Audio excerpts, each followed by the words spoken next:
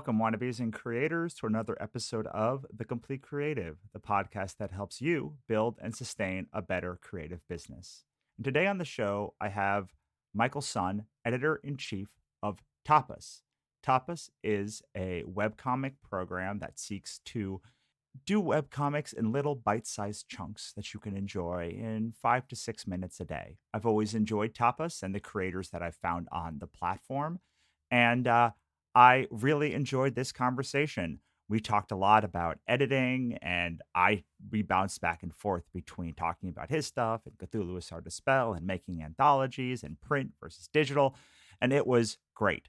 And so I hope you enjoy it. Before we get into the show, I want to let you know, or remind you if you already know, that I have an entire website built out to helping creatives build and sustain their creative career at www.thecompletecreative.com. And it's full of free courses. If you're trying to learn how to write better novels, you can take our free novel writing course at thecompletecreative.com/novel. We'll show you everything I've learned about writing up until this point. And while I do focus it on novels, you can also use it for comics or movies or television or more. It's basically all of the best information that I've learned from building my writing career in all the platforms delivered in one cohesive course. All right. That being said, let's get on with the show. Take it away, Michael. Tell us what you're passionate about these days. Really passionate about storytelling as per usual. I've been with the company for about 8 years now, and we're always looking for what's next in storytelling, what excites us. And with so many creators joining the platform every day, we're always stumbling upon something new, new voices, new stories, new characters. And that really drives us day to day creatively. So, I would say storytelling always. Now, let's. I have a habit of getting into the weeds before I get the general pictures, so I'm trying to break that with our recent interviews. So, can you tell us just what Tapas is and what brings you on the show today? For sure. So, Tapas is an open publishing platform for digital comics and web novels. Um, the name Tapas derives from small bite sized snacks. So, our goal is to deliver bite sized stories on the go. So, we have a website, we have a mobile app, we have a mobile web page, and we're really trying to be an open publishing platform where anyone can join and tell their stories and connect with readers. And I'm here today because I'm an editor and you're an editor, and we're here to talk about comics. Yes, my favorite. It's my absolute favorite topic from all the other topics that I talk about. Talking about comics is the driving force of my life most days and most weeks. Yeah, same here. So I think we should start talking about new voices because it's Mhm, something that we're launching our new book, Cthulhu is Hard to Spell, right now as we talk. mhm, And one of the things that I really love is to find somebody that I've never known about before mhm. that is taking that has a voice that is completely fresh and new. And Yeah, I'm wondering if that is one of the things that excites you too about Tapas and just editing in general. yeah, for sure. A large part of my goal is to help empower new voices, find a readership, find a safe community where they can thrive in. Um, I took a sneak peek at Cthulhu is Hard to Spell, and it looks like you're working with over 70 creators for this anthology. Is that right? That's right. And how do you, I guess, go about finding those creators? And I know some of them are super established and some of them are also pretty new. Yeah, I want to I try to balance those two things. So for me, when I'm thinking about putting together an anthology or putting together a slate, it always starts with like, who can I get to anchor the book? Hmm. Two or three established big name creators that will be recognized. And then the majority of the book are people I've either worked with before or have a track record. So, like the journeyman comic creator who I know we're going to deliver. The big names sometimes don't deliver on time because they have other commitments. So I Yeah. try to be like, okay, so if none of these big names deliver, and all of these newbies like don't deliver. At least I have a book because I know these people are going to deliver a solid story that I'm Mhm. going to be able to. So I try to have a few big names, um, enough of an established creator base, like indie creator base, that I Mhm. can like have a book, even if everything goes to pot. And Yeah. then new creators who I've either never met before, have never worked in comics before, or I've never worked with before. And I Mhm. think that that keeps people excited. That they're always able to find new voices. They're always able to see new stories from the creators they like, and all the creators are able to be like, "Wow, I was just in an anthology with Paul Jenkins." Yeah. I mean, that's amazing. So I also saw that there are 38 stories. So are you creating the, I guess, creative teams, or are they kind of finding each other, or how does that aspect work? They find each other. So Mhm. sometimes I run a Facebook group called Authors and Creators Making Money Selling Books. So sometimes they find each other in there, but they have to come to the book with their team in place. Much like I'm assuming that they have to come to Tapas with a team in place to do their book too. Yeah, especially on like the community side, that's usually always the case. On the, I guess, more premium or professional publisher side, where Tapas is a bit more hands-on, we do go about finding like writers and artists to pair together that we think could make something new and exciting and thrilling. When you're going on to that the publishing the part that you're more involved in, are you looking for more established creators, or do you have a sort of model where you can Um, mhm. or people that have a fan base, or how does that work? Yeah, it's a little bit of both, I would say. Like one that comes to mind is like Cheshire Crossing that we published, I think, a couple years ago. That one was written by Andy Weir, and he had originally published it on his personal website, and he wanted to like revamp kind of like the aesthetics of the book. And he reached out to us to sort of figure out, okay, like what types of artists do you think could really work with the revamp of Cheshire Crossing? And so we went about, looking at all the creators on platform, and we finally landed on Sarah Andersen, who does a really great comic called Sarah Scribbles, previously Doodle Time. And Sarah had mentioned like, oh, she can really really draw.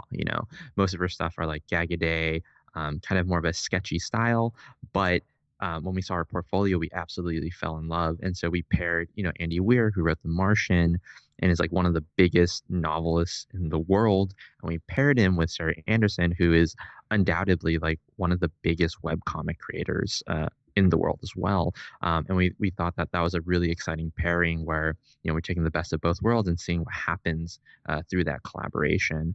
Um, but other times, we're working with established writers and we're trying to find maybe a creator from the community who might not be as well established. And we think that that is an interesting marriage as well. A lot of times less established creators will take more creative risks. And I think that stirs up the pot and creates something that we, editorially couldn't come up with on our own. And I think as editors, we're always looking to be surprised by the final product in some way. Yeah, I think that's very close to the what I'm trying to do when I put together an anthology or a slate of books, because you need those people who you can go to press with. Like, look, it's just at some point, you have to go and talk to press, and this is not a knock against press, but like they want the name, like they have to say like what's the headline. Like I don't keep bringing up Paul Jenkins, but like Paul Jenkins in new anthology is the headline, not like bunch of creators who you've never heard of are in like. So you need those, but then you also need the ones that are going to be exciting to not just you but the other creators and the people who are buying the anthology or the product too. Yeah, totally. And I know that this is the second anthology within the Cthulhu is Hard to Spell. Is that correct? Yeah, but it's the third overall monster anthology. Has there ever been a time where Cthulhu is Hard to Spell was covered by like a PR or media outlet and they spelled Cthulhu wrong? No, but I'll tell you a funny story. Is I have edited now two of these books, and despite the fact that Cthulhu is hard to spell as the name of the production group, on every contract, on every page, the number one name, the number one word that's misspelled still is Cthulhu. Still, people cannot remember the second H or the first H, or sometimes either H, which I Oh, the think is second weird. age. Yeah. So I'm not looking at it, and if you were to ask me how to spell it, I guarantee you I would have missed that second age. Yeah, it's easy. I always The only reason I remember it is because I remember the second H is for Hmm. horror. Oh, interesting. So that was actually Interesting. one of the original subtitles for the second anthology. Cthulhu is hard to spell. The second H is for horror, but it just didn't roll off the tongue as much as the terrible twos. I see. I see. It's amazing how much of my life is spent on the marketing side of the book, and how little is spent on the actual like creation of the book. I don't know. Mhm. Do you find you have a lot of time for the creating of the book, or is most of it about like branding and marketing the thing, or is it somewhere like a beautiful balance in between? That's a good question. I mean, I think the role of an editor at Tapas is a little bit of a misnomer at times. We're more like producers. We're out there scouting talent. We're out there building the creative team, figuring out the budget and the production schedule. We're overseeing the creative. And on top of that, we're very much involved in like the marketing aspects. How the marketing gets deployed, how the PR is put together, what the ROI and P&L sheets look like at the end of the day. So we're kind of like jack of all trades in terms of like the holistic view of how a story gets put together, from start to finish. Um, and I would say that it creates an interesting rhythm in like the creative endeavor, right? Where, on one part you have to think of how do I get the best creative out of these creators? Like what type of editorial style will really inspire them to put out their best work. Some creators need a lot of hand holding and a lot of one-on-one time, whereas there are other creators who have been doing this for so long or might be new and have a supreme amount of confidence that might not need as much hand holding. And on the flip side, as pseudo marketers, we're always trying to push ourselves in terms of, you know, we have a really creative drive at Tapas. Our goal is to tell stories that you can't find anywhere else. But in doing so, marketing works that might not have like comp titles or things to compare it to becomes increasingly difficult, but is also kind of something that demands creativity, right? We have a series called Magical Boy, for instance, where it's about it's a coming of age story of a person named Max who is transitioning from female to male. And when Max announces this, his mother discloses that, their family is from a long lineage of magical girls, which is kind of like Sailor Moon, Mm-hmm. And so this is kind of like a coming of age high school story, kind of akin to like a Buffy the Vampire Slayer, almost Monster of the Week. And it deals with a lot of like LGBTQ plus issues, and does so in such an honest way. And so when we greenlit it, we're like, yeah, like this is exactly what Tapa stands for. It's a story that you wouldn't find anywhere else. And then when it came to marketing, we're like, oh boy, we really have to get super creative in terms of like finding the audience that's like the right fit for it, and making sure that as many people find out about it as possible. And I'm sure that Cthulhu is hard to spell also comes up against that. Cthulhu and all the Lovecraftian stuff is pretty pervasive, I would say. Like people are aware of it, but it's also difficult to probably identify like, oh, this person is definitely into this type of content, right? Well, I think there's two different ways about it. For me, for the Cthulhu book, I had the name and then I worked backwards. I was like, I actually asked the people who were already in our audience what their biggest fandom was, and they said Lovecraft, and so it became very easy for me to like. It's like Mm-hmm. the flag in the thing. It's like making a Sherlock Holmes book or something. It's sort of like all these people look at me, and then I use that Cthulhu book to drive the rest of our sales and funnel them into our books and fantasy and other stuff. So for years I did I was like on the front lines doing I would find the fandom for we have a book called Katrina Hates the Dead and another one called Ichabod Jones Monster Hunter. So it was very much like designing it that way. But when it comes to the Cthulhu book, it was more like I have a Cthulhu book and finding the Cthulhu fans and just watching them turn and then funneling those fans into our other work. I see. And so, would you say like a lot of the creators on this anthology fall into that category of where like Cthulhu is like their primary core or like what their core audience is interested in? So the Monster Anthology series was originally designed for creators who did like stories that had monsters in them in some way.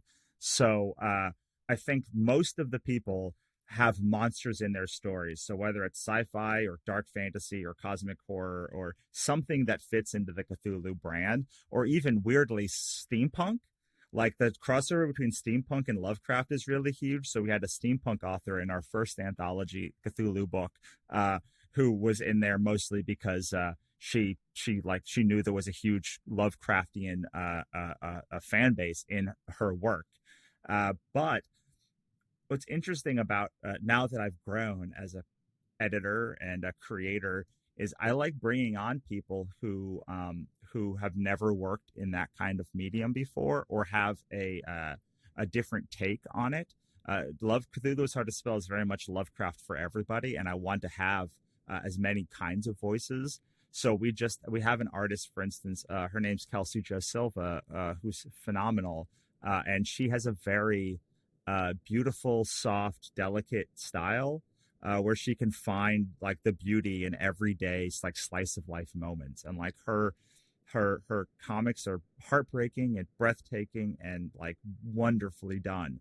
And she came on the book, and I knew she was going to tell a very small story that was that like really explored like a little moment in the Lovecraft universe. I didn't quite know what it was going to be until she pitched it, but it ended up being a story about Medusa and her father, who's Yig, in this world, summon a hellhound dog. As they find like an advertisement, and they summon a hellhound dog from like the great beyond. They do a summoning thing, and then the dog is very misbehaved and like destroys one of her dolls, and she like gets really mad at it. And so it was a very small. It was the kind of story you would really never see in Lovecraft, right? Yeah. But I want to like it became important for me to tell those stories as well because I wanted to bring in people who've never seen Lovecraft. And Lovecraft stories tend to be very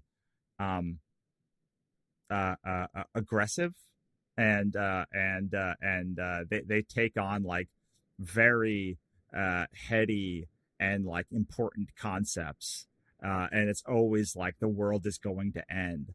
So it became important for me as we told more Lovecraft stories to be able to tell like a story of. There's another one of Shub Niggurath on a date, and they get in an argument about like her children because she's got thousands of children. So subverting that trope has become more important for me over time as the audience doesn't get sick of the same story, but like they want. There's 1,000 Lovecraft anthologies that tell the Lovecraft horror story again and again. And I wanted very much for when people got our book that it would be something that expanded what a Lovecraftian story can be and explored how people have enjoyed the medium from everything from Stephen King to James Cameron to the new Sabrina. And it's not just about the stories, it's about all the people who remix those stories as well. Yeah, that's really cool. So I guess did you go out and find all 70 creators, or did some of the creators like pitch to you? Like how did that process sort of go about?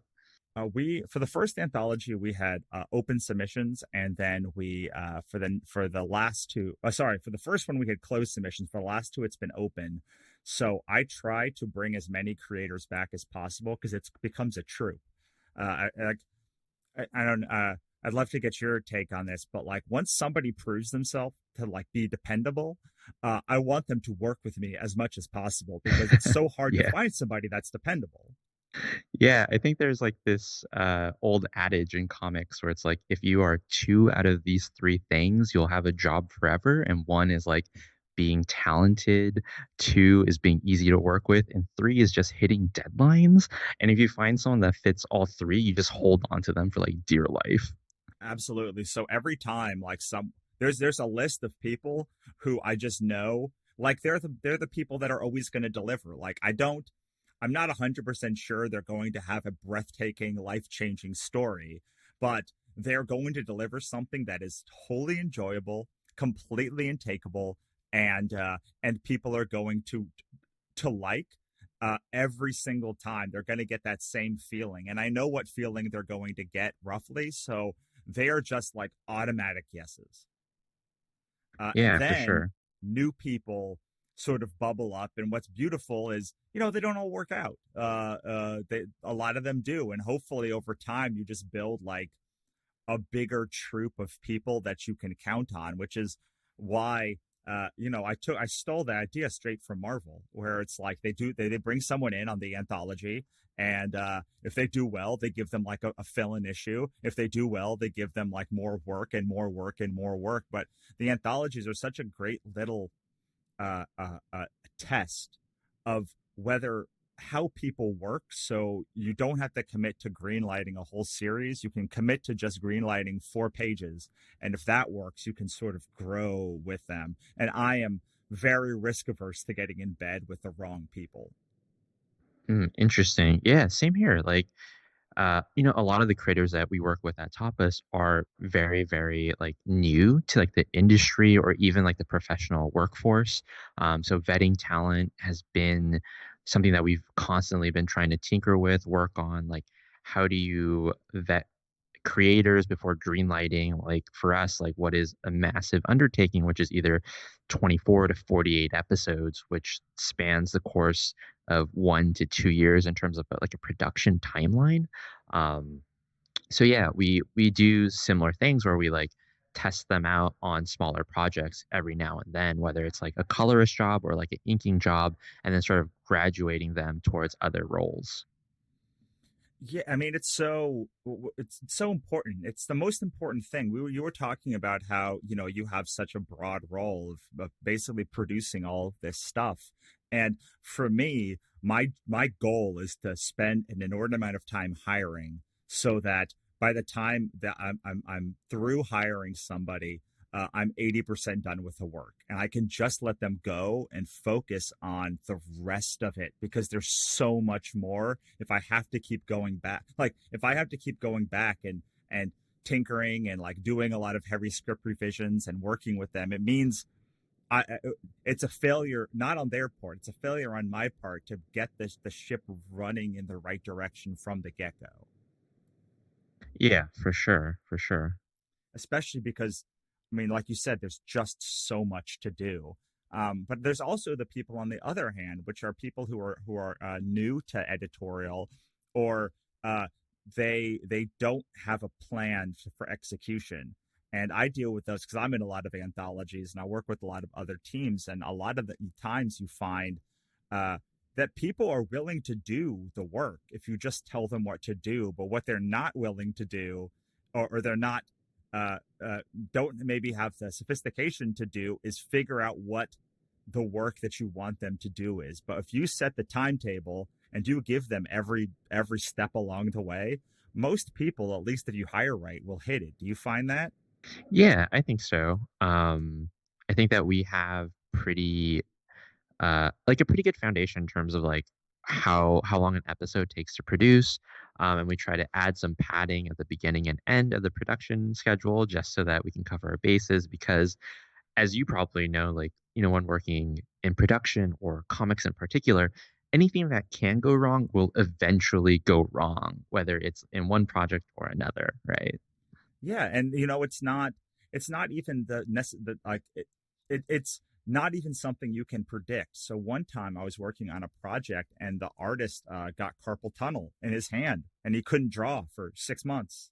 And it's like that's not that's like not something you can plan. And what do you do when that happens? Like you just have to deal with it. And so luckily we had quite a bit of time padded into our schedule, but and I was able to flip some projects around to make sure that we hit like that he had it. But uh that's what I worry about now is not like the person that I'm hiring is going to like flake or anything. It's that some parents going to die, or like natural disasters going to happen, or virus is going to take out their town that's going to like set me back 6 months, much more than like any of the minutia part of it. Because like you said, like once you have the process and you hire the right people for that process, it becomes hopefully a machine. Yeah, absolutely. Yeah, so things that are outside of our control that always like derails things. But I think that in comics we're pretty understanding of those things and we're pretty adaptable, especially in like digital publishing. Like print publishing, you have certain deadlines that you have to hit. You have to get the actual pages to the printer on time. Otherwise, that derails everything. After that, like marketing gets derailed and whatnot.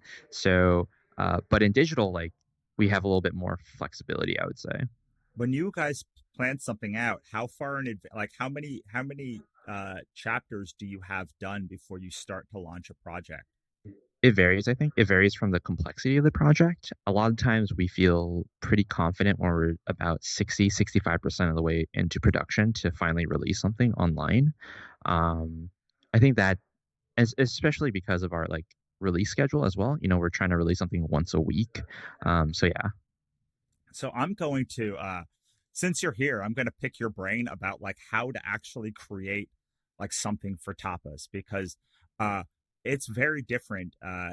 When I look at your site, it's very different than most of the other traditional comic book publishers. You're aiming for a different seemingly younger demographic. So like what makes a good tapas or breakout hit for tapas? That's a very good question. Yeah, I think you hit it on the head with the fact that we aren't similar to a lot of traditional publishers.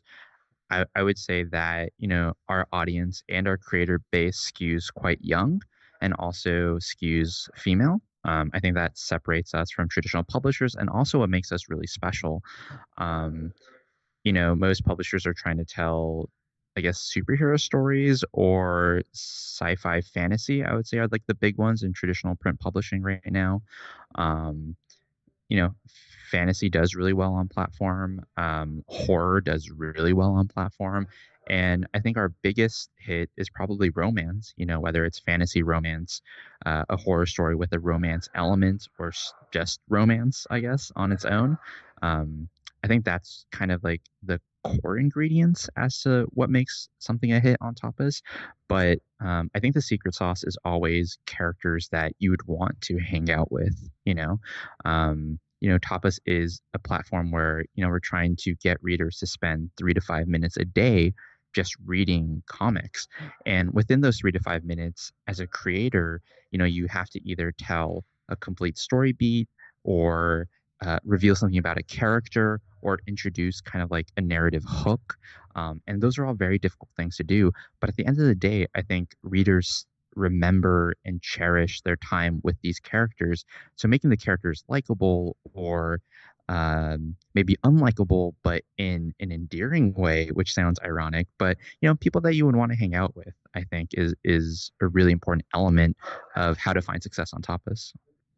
Yeah, I was listening to Shonda Rhimes talk the other day, and she was talking about how if she doesn't if it's not if all of if the action is not based or come out of character, it's like impossible for her to even understand uh like how the series or how the episode can work, because everything that she does comes out of character, and that's also how I feel about it.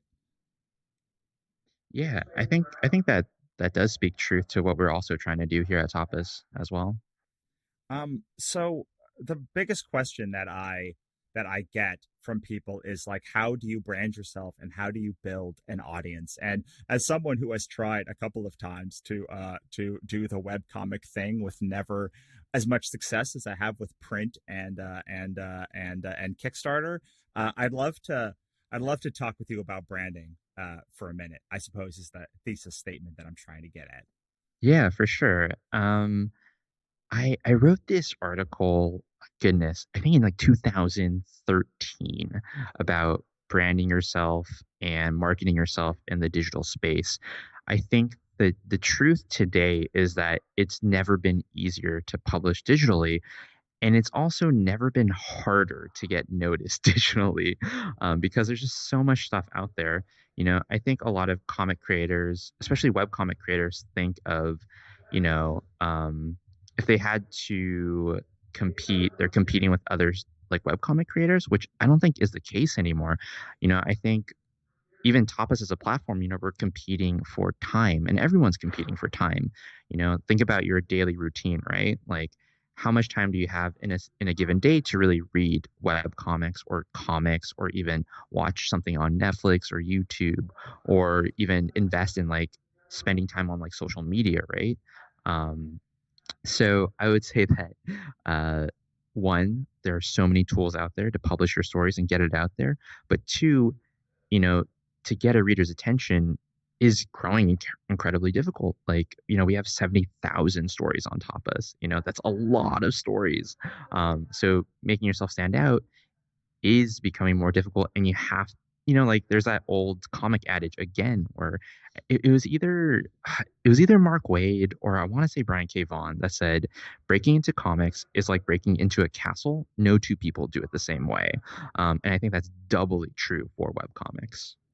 Yeah, and what is the maybe Mark Wade said this too, or he said the minute that someone breaks into comics, they patch up that wall and no one can ever do it again. The same Yes. way. Uh, I love what you were talking about time because when the thing that I normally am selling is a complete book, which is a finite time commitment, and the thing that I've always found so interesting about web comics is it's it's not finite. It's sort of like a subscription model where you have to keep coming back every week and like carving time out of it. And it seems like you were talking about with the time piece of it, is it becomes increasingly hard when you're competing for the same time resource that everyone else is, from Marvel down to the other creators on your platform. Yeah. Yeah, I think so. I think it used to be easier. But I do think like one, there are more webcomic readers than ever before. I mean, and there's also it's growing momentum year after year. I mean, we're growing so much on Tapas that, it gives us a lot of hope that there are enough readers for hopefully everyone, in this space. Do you see it continuing in that trajectory in the future, like as rapidly as webcomics have grown in the past? I mean, my answer is hopefully yes. I think that um okay, so we did kind of like an experiment or like a thought exercise when we're talking to a group of college students, and we asked the room full of people like, how many of you are webcomic readers? And very few of them like raised their hand, right? And then we asked like, how many of you have read this? And we showed on the screen like the oatmeal, and we showed on the screen Sarah Andersen, we showed on the screen Shen Comics, and all of them raised their hand eventually. So I will say that people probably won't traditionally describe themselves as webcomic readers, but there are so many quote unquote webcomic readers out there. It's so interesting because it's basically the same thing for podcasts, where someone says, have you listened to this and this and this? And even people that don't, eventually you'll get all of, like, almost everybody to say they've listened to something in the podcast medium, even if they don't consider them fans of podcasts. Yeah, for sure. I think, yeah, like another thing is like you've probably seen tons of people out there that wear like a Superman shirt or like a Spider-Man shirt. I own a pair of Spider-Man sneakers. Um, and a lot of those people probably wouldn't consider themselves traditional comic fans that go to the comic store every Wednesday, right? Right, exactly. Yeah, so I think, we're in a similar space where there are so many people that are just interested in finding new ways to explore story And I think that there is a huge generation of readers out there that are looking for some way to identify with creators that they feel reflect themselves. And I think that other mediums such as traditional television or even in the streaming space that aren't adequately addressing that contingency of consumers.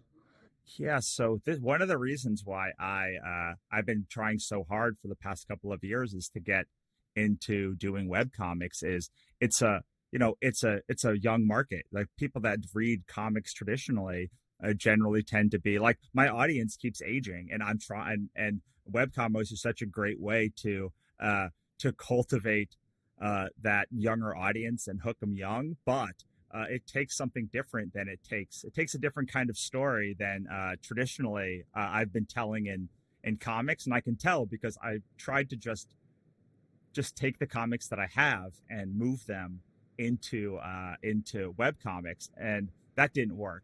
So now we've actually been building a couple from the literal ground up to work as web comics in the way that we think web comics works, because we want to capture those people because those are the readers of the future. Also one of those things where in digital we don't really have those, I guess, distribution limitations. Like if you really want to get into bookstores, you have to either talk directly to those owners, or you have to go through Diamond, which is notoriously difficult. But digital, like, there's really no gatekeepers in terms of A, publishing, and two, distribution, right? Yeah, but at some level, sometimes the distribution is helpful to make you stand out because the distribution becomes its own block. Like to have a printed book takes effort, to go to a convention takes effort. And those two things uh, set set you apart in almost naturally in a way that there's so many good web comics that you can publish for free, and you don't have that same uh, uh, barrier or to getting through. So it takes, I think, a different mindset than, hey, I'm going to print this book really beautifully and bring it to a show, and there's only going to be 100 other creators there. So like all you have to do is be better than them. Where it's like, no, now you've got to be as good or better and stand out against 70,000 people who have no barrier to entry. Yeah, I guess that's true. I guess another interesting thing was, for us at Tapas, we haven't really done too much of like the convention circuit. I would say that a primary thing that we try to accomplish whenever we go to conventions is like B2B business, right? We never really had like a booth for like consumer facing products. Um, but we found that if we were to have done like a big push at a convention, based on like the economics around attending, we could probably do a lot better with some type of like digital marketing initiative, in terms of getting brand exposure out there, getting us in front of more readers, reaching audiences across the United States. I think that for us, we've always seen conventions as like a really interesting space to connect one on one and to get like that immediate feedback, and also seeing like the looks on people's faces. But we found that maybe like a digital strategy might be more interesting in terms of like the ROI. Yeah, I mean, there are competitors in your space that like do the convention circuit, and I know some of the very interesting things that they do in the space. And uh I don't know how well it works. Like I don't know. Like I like going to their parties when they do that, but like Same here. Same here. I don't so much like, and I like the creators that they have, and they print out the little books for their new stuff. But like I don't know how much that converts over, because I still think the people that go to the shows tend to be the traditional comic people. Like they tend to like they're looking for an object totem that they can bring back with them home to read. But again, I am I'm only one part of a convention, and I can imagine that that is inaccurate because they keep doing it. Yeah, for sure. What conventions do you have lined up for this year? Well, Emerald City, I guess by the time this launches, we'll know if that actually happened. Yeah, yeah. I do a lot. I do that one, WonderCon. which you should definitely do. By the way, if you're in Los Angeles, you should at least go and attend. No one ever attends WonderCon; they all attend San Diego, but like it's literally in Anaheim, and it has almost all the same people that San Diego has as far as like scouting for talent and such. Uh, Denver, Houston, Salt Lake City, I hope, San Jose, and I think I'm going a couple of other places, but I try to do like 20 a year. Well, I don't try to 20. do, Holy I crap. end up doing 20 a year. Yeah, because so this is another reason we've been trying to get into doing more web stuff, because our main business model is break even on books on Kickstarter and then take them to shows all around the country to peddle them and peddle the wares all over the place. So it's exhausting, man. Like it's exhausting. It's an exhausting world. Just thinking about going to Emerald City next week, especially knowing that there's a coronavirus outbreak potentially there, Yeah. and that there's like that, like no one's going to show up is like frightening to me. Whereas like posting something and running ads to it, like that's something that like I can do from the comfort of my own home. Yeah, for sure. I guess since I guess a lot of creators from the Tapas side might tune into this, and Tapas is such a digitally focused platform and distributor. What kind of advice can you give to maybe a new creator that wants to get into the convention circuit? So Or like, what are the do's and don'ts? I think you should start small, at like not just at like small conventions, but small craft fairs or like local swap meets or flea markets or something, just to like hone your pitch down. But you also want to know what kind of shows to do. So, for instance, my friend Angela Odling has a comic called Detached, and or Kelsey Joe Silva. Their stuff would works much better at like zine festivals. Their stuff just like, especially Angela's, is handmade, and it's very it feels very at home in like the zine market, as opposed to my books, which work very well at comic conventions and book shows and horror conventions. And I have other friends who do kids book festivals and art fairs, and so you really need to do a breadth of stuff to see where your stuff lands. Also, you want most artists are introverted. If you're an extroverted artist, more power to you. It's going to be a lot easier for you. But if you're an introverted artist who does not like speaking to people, or it drains you, what I will say is you need to really take that into account before the event and after the event. You need to give yourself time to not deal with people and build up your strength, because it's going to zap you. Because you do need to talk to people. Or in lieu of talking to people, if you don't want to talk to people, you need to make your booth very inviting so that people come over to it. But you need to do something to get people to your booth, because otherwise you're going to waste your time. You're just going to be sitting there and you're going to be bitter that people don't, that people don't respond to your work. But it's not they're not responding, it's that they're mostly overstimulated and they need something to snap them into focus and wake them up. So I have a big sign on my table that says I made these, which like I ask people, are you a reader? Just asking a very generic question, something that if they say no, it does not feel like a personal affront. While I am offended when people say that they're not readers, it's not like my own work that they're not responding to, as opposed to asking a more personal question. So a lot of times they'll say, are you a reader? Do you like comics or books better? What's your favorite genre? And I'm trying to guide them to like whether I think they'd be a good fit for my work. And if they're not, I usually tell them, I don't think this is for you. You can check it out, but like I really think you'll like this thing over there. And I point to somebody else. Do a table with other people, not 5 other people, 1 other person who you can work with to sell books together. So it could be you're making a book for adults and they're making a book for kids, and you can like sort of, I used to do monsters for the whole family. My friend Michael Tanner had a YA zombie book. I had a more adult zombie book.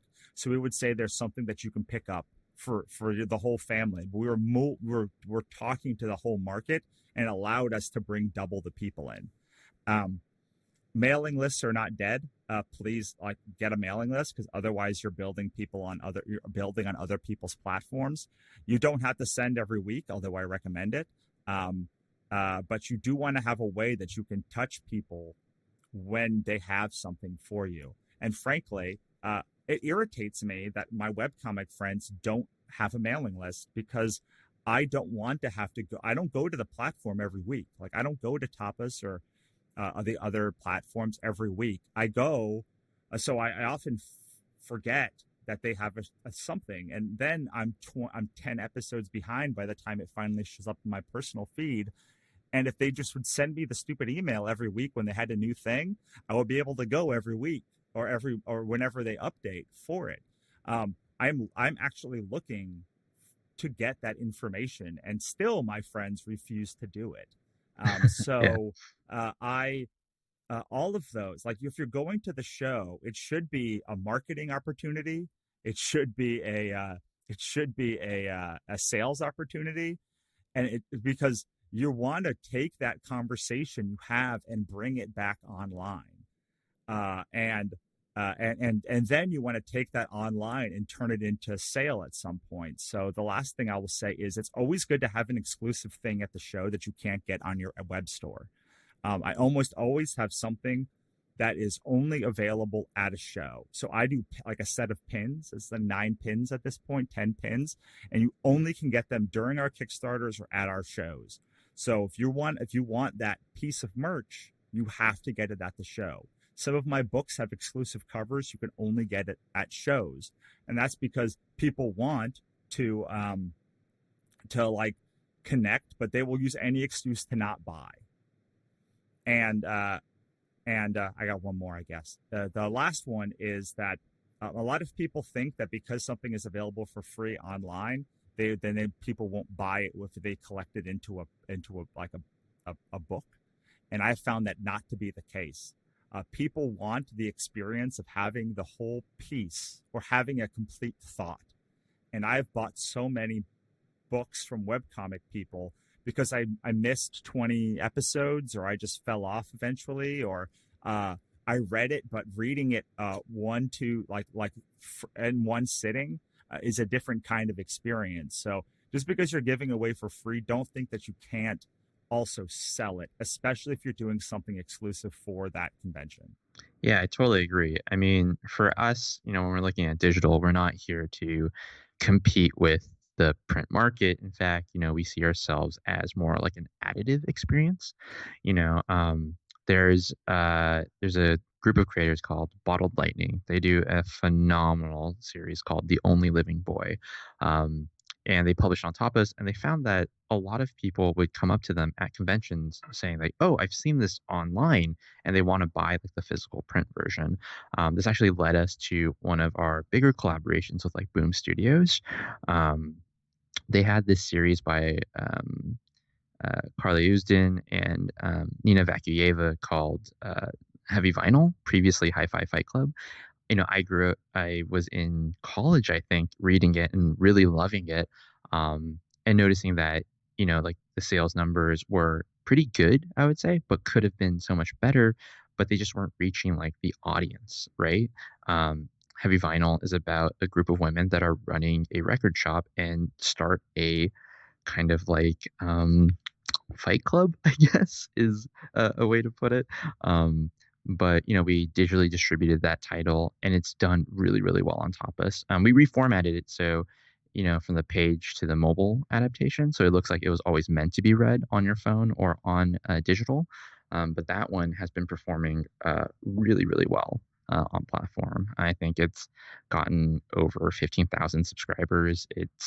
We are the digital exclusive publisher for Volume 2. It's such a wonderful partnership, and I think, there's so much more that digital can do to help out with the physical side of comics. Absolutely. And one recommendation I have is a lot of times when you do the episodes, they don't translate one to one to the book. So I do recommend, like, oftentimes you'll have to add a page or two pages here and there to make it like make sense as a continuous reading experience, and don't fear doing that. In fact, adding that little bit in the print run uh, could actually help it, because a lot of times you break like every 6 pages, right? Roughly, if you're doing 30 panels per, if you're doing 30 panels per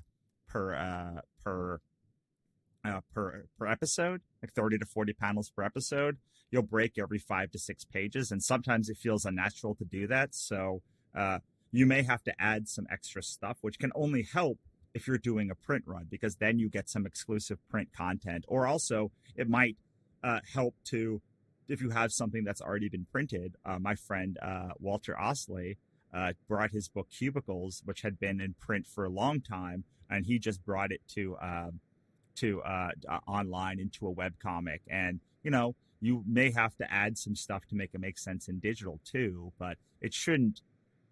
Those two things can work so beautifully together.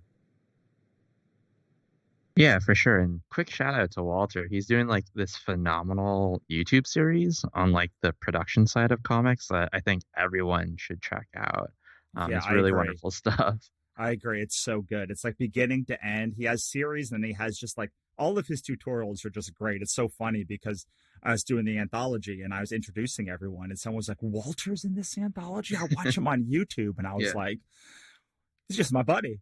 Right. So it's funny to watch the people grow into like Mhm. these almost otherworldly characters. And you're like, but that's just my buddy Walter. Like, we've been doing shows together for years. Yeah. Um, we're nearing the end of our hour together, so I want to talk about your Tapas Incubation initiative.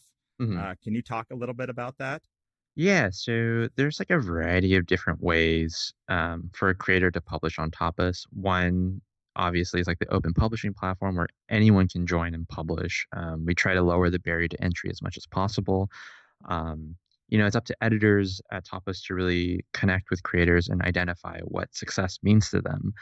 Some creators are doing this for fun, others want more readers, and there are other creators who want to do this for eventually as a full-time occupation.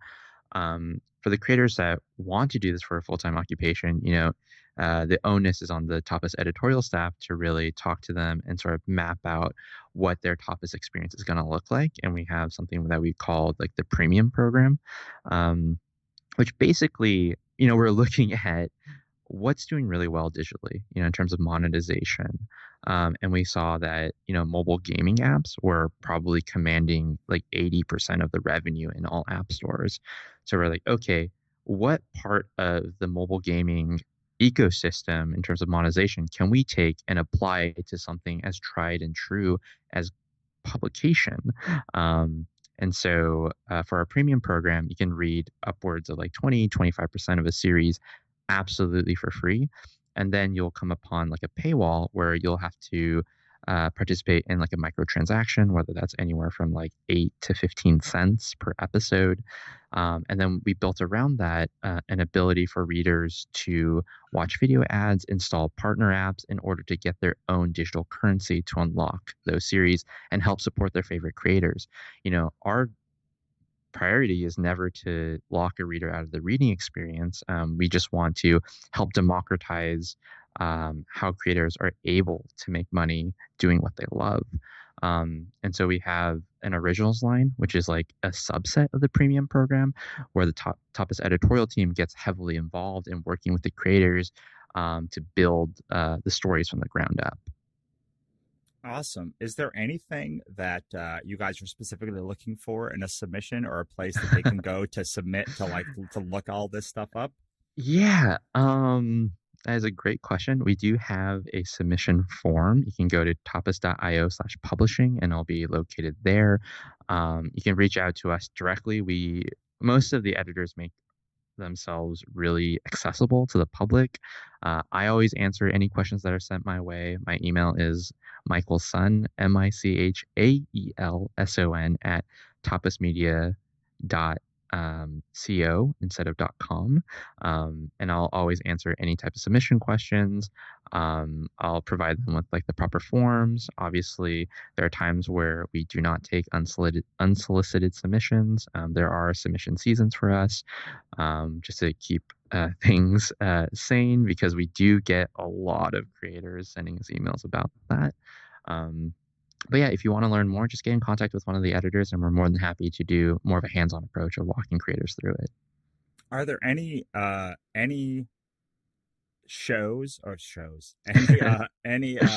comics Mhm. for someone that has not gone onto Tapas that you think really Oh my exemplify God. like what the Tapas experience will be for them if they're a reader or a creator? Wow, that is a good question. Um, Whenever someone new comes to the site and is asking for recommendations, I typically try to ask, like what kinds of TV shows or what kinds of movies are they interested in, and kind of catering towards that. Um, I think that gosh, like our editorial drive is to tell stories that you can't find anywhere else, right?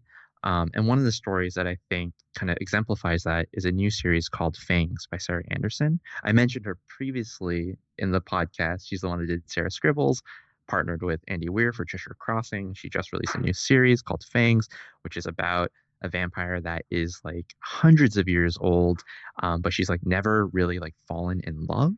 And this all changes when she meets a charming young werewolf at a bar. And yeah, it's all about the struggles of falling in love and being potentially afraid to fall in love and human connection. And it really exemplifies kind of a story that, you know, is familiar but has new trappings around it, and is sort of, you know, a creator that has such an ambitious vision, breathing new life into something that does feel more traditional. I Uh, love Fangs. I oh, love that's it. It's great. Yeah. so great. In fact, I think uh, if you look at Sarah Anderson's work, it's amazing the range that she has, and you keep bringing her up, but I think it's she's probably a good starting place for someone that doesn't know much about web comics of just what is Mhm. possible, because she has this beautiful painterly style in the story with that she did with Andy Weir, and then she's got this kind of like I don't want to say neurotic, but like very loose, Yeah. aggressively adorable style with Sarah's scribbles, and then with Fangs, it's a whole different style altogether. And this is one person who's got three different projects that kind of run the gamut of what I imagine webcomics to be. Yeah, webcomics is one of those, and not only webcomics, but any type of independent publishing is one of those special places where when someone does something that's purely creator owned, it's like, oh, this is what they would do regardless of whether or not like they're getting paid or people are reading. Like this is an absolute passion project. And I think that's where we're going to be finding the most creative or nuanced or stories that you can't find anywhere else.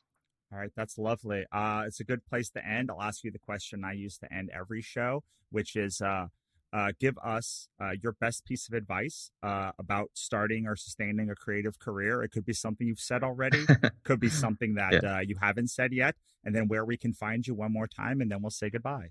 Awesome. So I guess the biggest piece of advice, and I think something that oftentimes does not get said enough, and something that we try to emphasize as much as possible, is like, please do have fun when creating comics. Comics is such a special medium where, as a creator, you're really only limited by A, your imagination, and B, potentially like what you can draw. Like for me, I can't draw cars to save my life, so I will never do a race car story. But everything that we try to do on Tapas, we try to imbue with a sense of honest and earnest fun. Um, you know, how many people on the planet work in comics? It's like it's a very finite group of people, and we should all appreciate that and take advantage of the medium as much as possible. And yeah, again, have fun with it. If you aren't having fun, try to rethink it, reapproach it, try to fall in love with it all over again. But at the end of the day, you should be having fun if you're making comics. In terms of where you can find us, www.tapas.io. You can look up Tapas Comics on the iOS and Android App Store. Please do give us a 5-star review. And you can find me anytime. Email me, michaelson at tapasmedia.co. More than happy to answer and connect with anyone that sends an email my way. Awesome. Thank you so much for stopping by, Michael. Yeah, thanks for having me. I really appreciate it. So that was Michael Sun, editor-in-chief of Tapas, and I hope you enjoyed it. If you did, make sure to head on over to Tapas and read some comics, connect with him, and let him know how much you enjoyed it. And while you're surfing the internet, head on over to thecompletecreative.com and check out all of our awesome free courses, blog posts, and the archives of this podcast. And if you're feeling real adventurous, subscribe, rate, and review today. Thanks so much. I'll talk to you next time.